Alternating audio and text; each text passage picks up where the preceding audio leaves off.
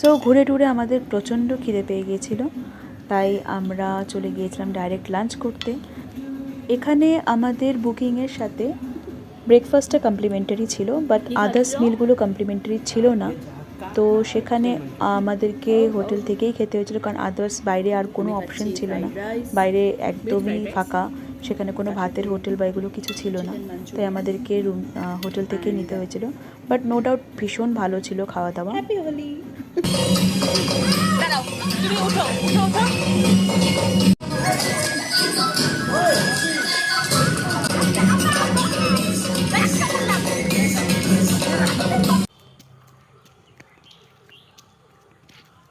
তো এই ছিল আমার হোলি স্পেশাল ছোট্ট একটা মিনি ব্লগ।